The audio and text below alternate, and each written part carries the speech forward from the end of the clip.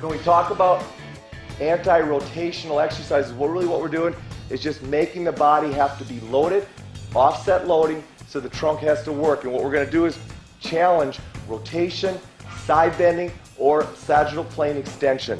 Steve's going to step out, he's going to get a nice staggered stance, he's going to put the band right into the middle of his chest, and he's going to go ahead and slowly push on out.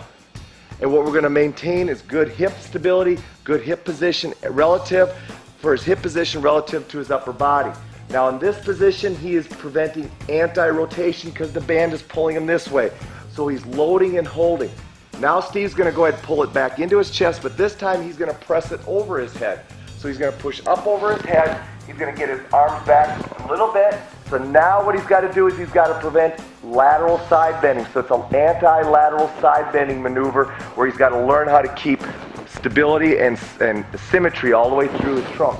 He comes back down, brings it back into his chest. He rotates this way and puts it on top of his shoulders. He's going to bring it up over top, bring his feet all the way around. He can go parallel stance, he can go staggered stance. Staggered is going to be a little bit easier. Now what he's going to do is take it straight up overhead. He's going to get nice and tall. This is where you're going to start to see a lot of the rib flares, lumbar extension. We want to get him nice and tall. We want to get a little flexion here. We want him digging in his back toe, railroad track position.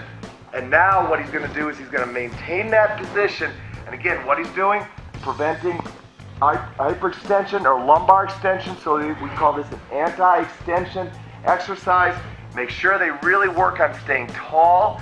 Make sure the band is small enough so you don't get overloading of the lumbar spine, or excuse me, overloading of the abdominals, so you get too much lumbar spine extension.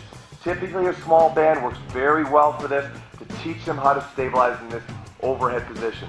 Those are the three anti-rotation, anti-lateral flexion, anti-extension movements that you can get people in to start really teaching them how to get core stability in